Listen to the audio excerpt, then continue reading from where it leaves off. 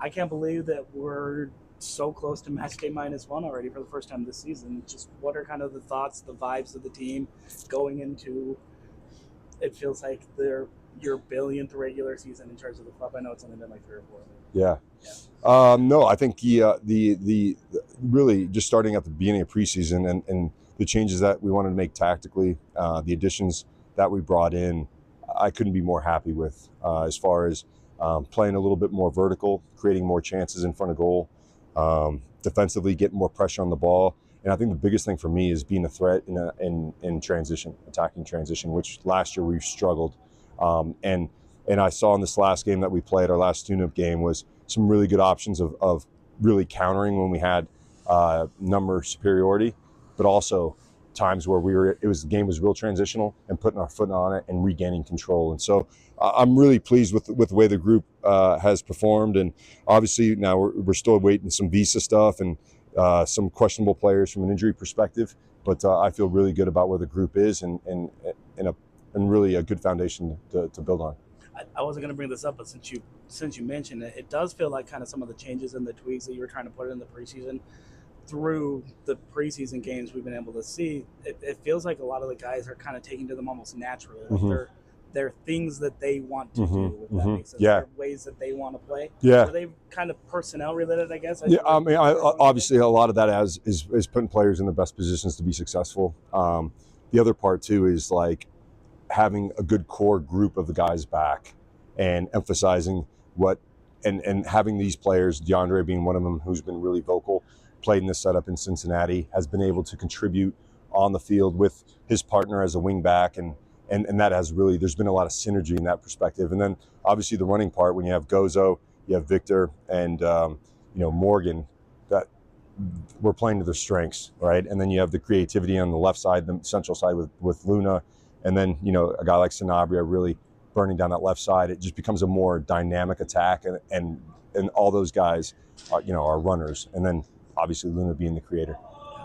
And then last one for me, just because you do have a game on the weekend, like I said, you're finally playing somebody else, and real games that count in the standings and all that.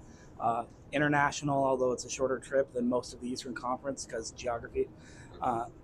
Just what stands out about Vancouver, and what's kind of the number one thing that you're really drilling into the guys about this group? Yeah, I think because of the unknown, it's not so much about the opponent and the surface or the travel. It's more about there's going to be some new faces out there, and what I'm encouraging is the guys to be brave and really express themselves.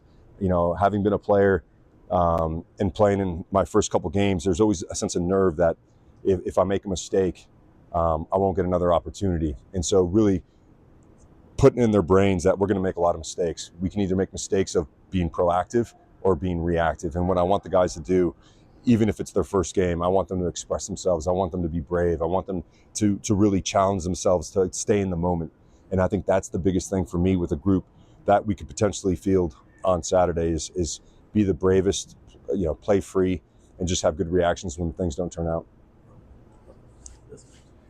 How long do you realistically think it'll take? We talked a lot about flow state last year. How long do you think it takes for a new system to get where the players are moving instinctually instead of thinking? Yeah, no, that's a great question, and I felt that in the last game. It was really much instinctual. There wasn't a lot of overthinking, and the reason why I know that to be true was because of how diverse we were in the attack. So the last couple of years, we always try to penetrate centrally. And in this last game, we penetrated centrally. We penetrated through we had good wing progressions, but we also had a lot of really nice diagonals.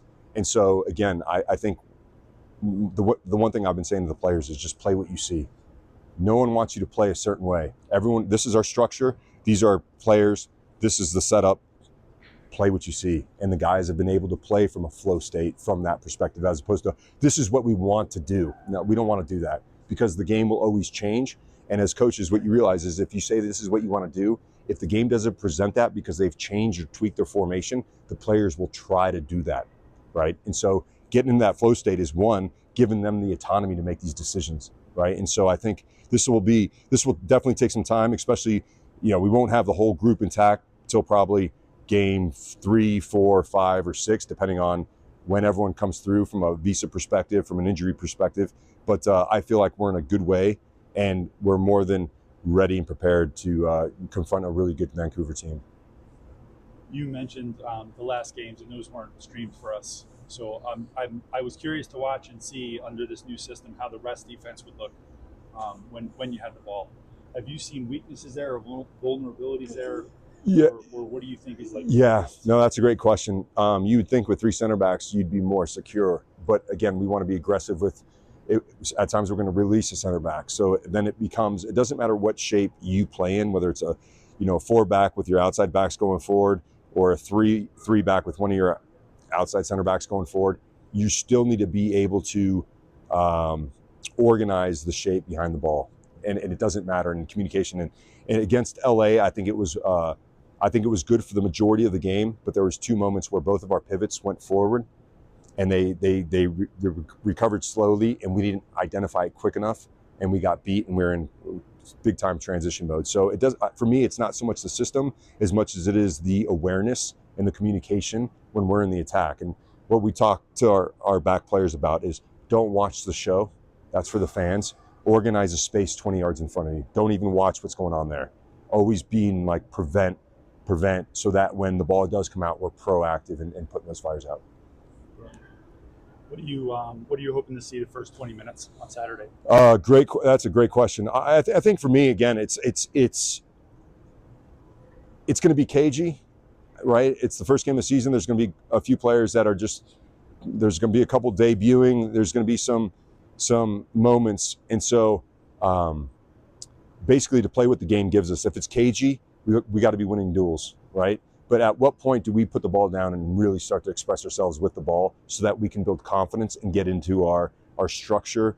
But again, I think they're going to be a team that are going to look forward early. They're going to make it chaotic. They're going to pick up second balls and try to pin us in. And so it's really about managing the moments. And today we went through a game management video of how to really deal with both the beginning and the end of the game. If you're holding on to a lead and holding on to a result, what do those behaviors look like? So I think it'll be a process, but the first 15 minutes should be about competing the right way, because the game's going to have a lot of energy. But then when the air kind of comes out of the game, are we able to now express ourselves on both sides of the ball the way we have in preseason? Thank you. Yeah, absolutely, Matty. Pablo, not possibly your preferred starting 11 on Saturday. How do you make tweaks? What's the adjustment for how you approach the game on Saturday, or do you? Yeah, no, that's a good question. I think we don't want to change what we've been doing, right? And so I think just putting players, there's 2 simple ways to break down what Vancouver's been doing in our build phase, right? And giving them these 2 simple options, right? This is how we do it. And then again, allowing them to play what they see, right? They understand our structure, they understand the movements we want to make ahead of the ball. And now it's really identifying those. And when you have a group that hasn't really necessarily played together a whole lot in preseason, that might not come off. So then what's the reaction to that? So what I'll be expressing to this group is we have to have great reactions when things don't go well, because there's a good opportunity, because of the lack of cohesion in the group, that it's not going to look as polished.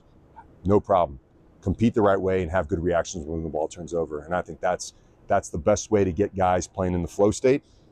Understand they're going to make mistakes, but having good reactions, because again, if we give a ball at the top of our opponent's box, but we have good reactions, that could be a great opportunity to score goals. And so I think with this group, we'll have a ton of energy and a ton of competitiveness.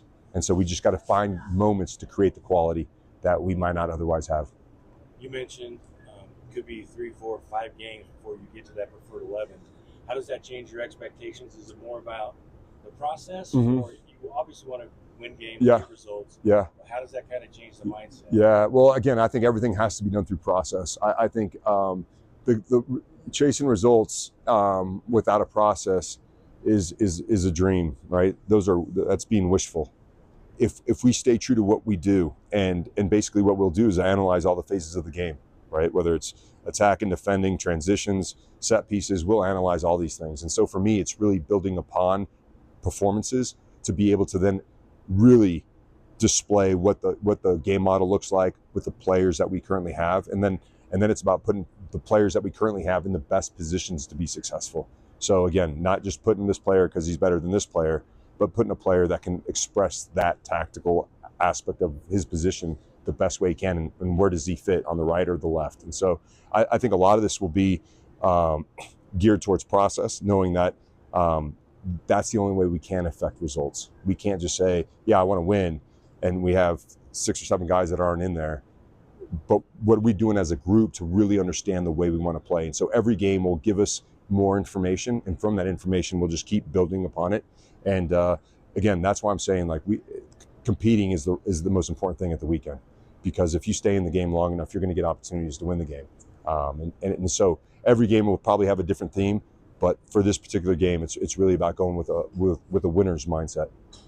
And any updates on who's coming into the squad coming back from injury, or maybe who'd be? Brad, I'd be lying to you if I told you I knew anything. I mean, that's why today was just we typically do a walkthrough.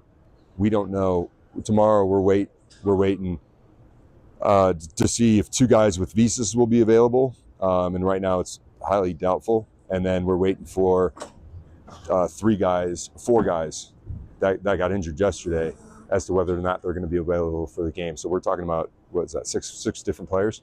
So all that we don't even know as we sit here today. We'll find out more tomorrow, and we might not find out until Saturday if one of the guys can fly to Vancouver.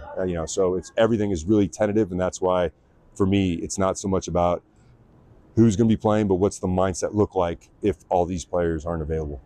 Last question for me: you've been involved with a lot of opening day games in your Major League Soccer and other career. How would you express how it feels to just regular fans? Is it like first day of school? Is it Christmas Eve? You get butterflies? Yeah. How do you approach? What does it feel like? Yeah. Well, for me, I'll give you a personal story. For me, I think the first day of school is a really good one. And because my name was always hard to pronounce, especially my last name, I was always cringing at the moment, like that it was my turn to go. And I kind of was filled with anxiety, hoping that the teacher said my name correctly, right? So I think it's as the whistle starts to blow, you're just full of all these different emotions, right? You want to do well. This is a wonderful opportunity, but it's a big stage. It's the home opener. There's a lot of people watching. And so that's why I say the first 15 minutes in these home openers are really, really cagey, because their players are going to be feeling the same way. They're at home. They had a great year last year. They want to repeat. And we're here going, all right, we're going away from home. We're going to a really good team. We're playing on turf. There's so many different emotions going. And that's why the first 15 minutes is really about staying in the game, competing the right game, letting the air drop, and then letting your quality show.